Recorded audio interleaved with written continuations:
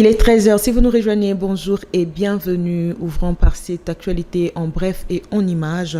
Début ce lundi 2 juin des épreuves hors session de l'examen d'État édition 2025 sur toute l'étendue du territoire national. Pour cette édition, 1 073 769 finalistes dont 461 184 filles sont attendues. C'est à l'école Excellence de Kinshasa, Bandalungwa, que la ministre de l'Éducation nationale, Raissa Malou, a donné le coup d'envoi. Nous y reviendrons.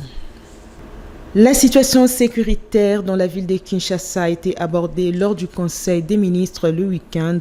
Le vice-premier ministre en charge de l'Intérieur et de la Sécurité a fait savoir au chef de l'État, Félix Antoine Tshisekedi Tshilombo, les efforts fournis pour neutraliser les banditismes urbains, notamment les braquages récurrents dans la capitale. Regardez. Au deuxième chapitre du Conseil des ministres de ce jour, relatif au point d'information, le vice-premier ministre, ministre de l'Intérieur, a présenté les rapports sur l'État et l'administration du territoire. S'agissant de l'État et de l'administration du territoire, au cours de la semaine qui s'est achevée, l'état d'esprit de la population a été globalement marqué par la condamnation par l'opinion nationale de l'engagement de l'ancien président dans son entreprise avec l'armée rwandaise et ses supplétifs du M23 AFC pour renverser les institutions. L'accueil favorable par l'opinion de l'initiative prise par les ministères de l'Intérieur pour obtenir auprès des instances judiciaires la dissolution des partis politiques dont les leaders sont engagés dans la guerre d'agression. Sur le plan politique, il a présenté la situation liée à l'installation et à la prise en charge de conseils communaux à travers toute la République. La situation présentée est assortie des propositions en direction du gouvernement. Dans les chapitres du banditisme et de la criminalité, il est revenu sur le phénomène de braquage qui s'observe de plus en plus dans certaines villes. Il a rassuré d'une part l'intensification de l'opération Ndobo et d'autre part rappelé la nécessité de réduire au plus vite le nombre de policiers commis à la sécurité de privés pour renforcer les équipes sur les terrains. La situation frontière et l'opération des démolitions de constructions anarchiques ont également fait l'objet du rapport présenté par le vice-premier ministre, ministre de l'Intérieur.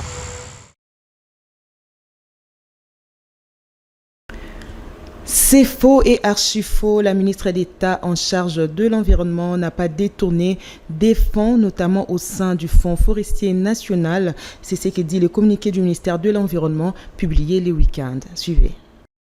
Ce sont de faux bruits. Les informations qui circulent sur les réseaux sociaux concernant des prétendus cas de détournement des deniers publics par la ministre F. Bazaïba, notamment au sein du Fonds forestier national. Comme on peut lire dans un communiqué du ministère de l'Environnement, nous apportons un démenti formel sur ces fausses allégations qui, rappelons-le, constituent des faits infractionnels graves imputables aux auteurs et relayeurs qui en sont pénalement responsables devant la justice.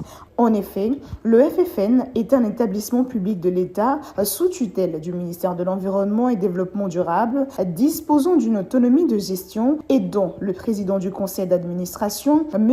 Rigobert Kouta Mwanakuta, et le directeur général, M. Honoré Moulamba Kalala, sont actuellement suspendus à titre conservatoire pour mégestion, et ce, sur instruction de son Excellence Madame la Première ministre, chef du gouvernement. Il va sans dire qu'attribuer ces actes de détournement à l'autorité de tutelle relève d'une ignorance évidente et de la mauvaise foi. Nous dénonçons cette campagne de dénigrement, de sape, de diffamation, de diabolisation et de désinformation particulièrement menée et amplifiée par des réseaux qui se recrutent dans le cercle de ceux qui sont pétris dans les antivaleurs et dans la mauvaise gouvernance. Son Excellence Madame la Ministre d'État, ministre de l'Environnement et Développement durable, qui a bâti sa carrière politique sur l'intégrité, demeure une patriote éprise de rigueur dans la gestion de la chose publique et respectueuse des règles de la bonne gouvernance.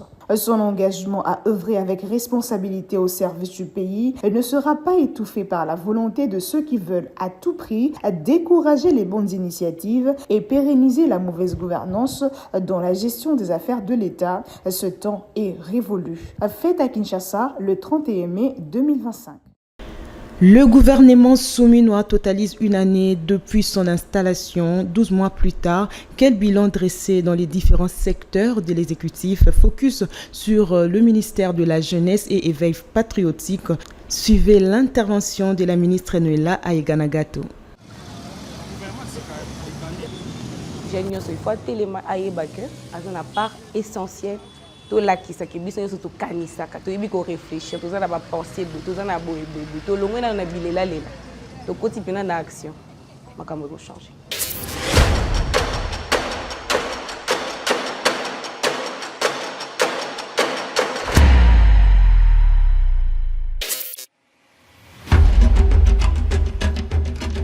Et ma prise de fonction à la tête du ministère de la Jeunesse, un état des lieux des centres de formation sur l'ensemble du territoire a été lancé, a été mis en place en vue de leur réhabilitation des centres existants ainsi que de l'amélioration des conditions des formateurs et du développement des nouvelles filières adaptées au marché du travail.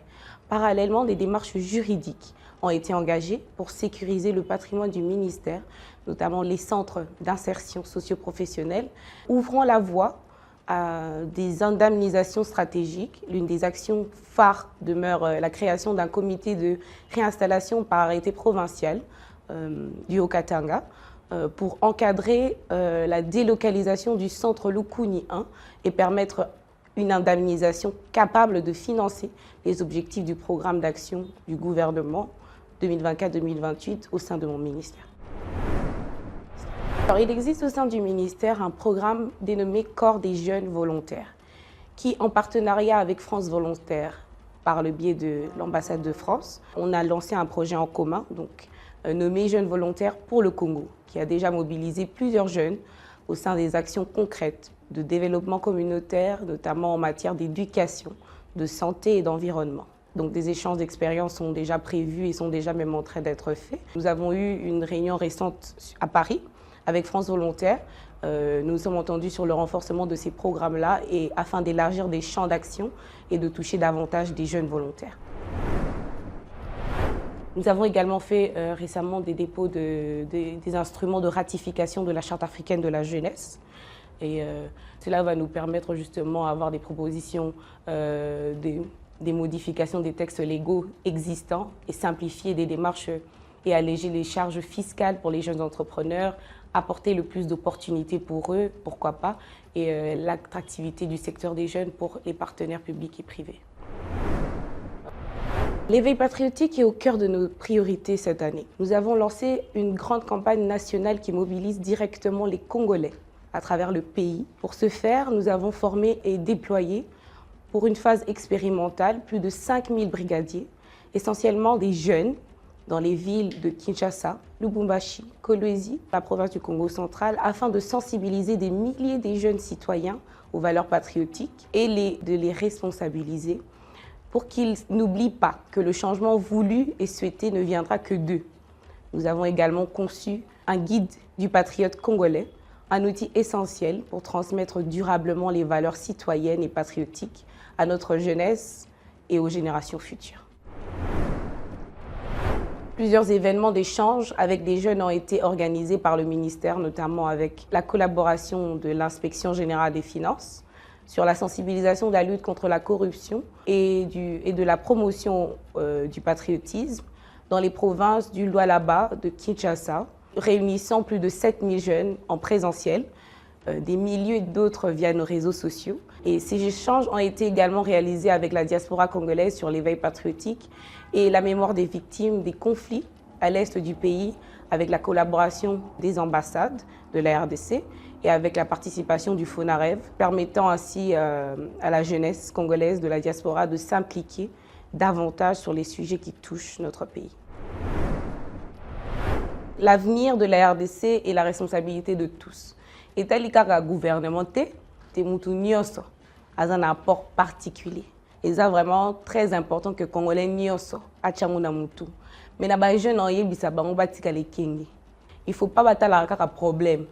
Mais si bakutani na politicien to na mutu ko apporter quelque chose ba yeba ke ba talisa e problème mais bango moko pe ba proposer solution wana pour ko expliquer mutu problème na mais so ko ebisi solution ni nité ko ki penza ko bongisa peut-être ko sunga mais na ndenge oyo bandaki ko zela te.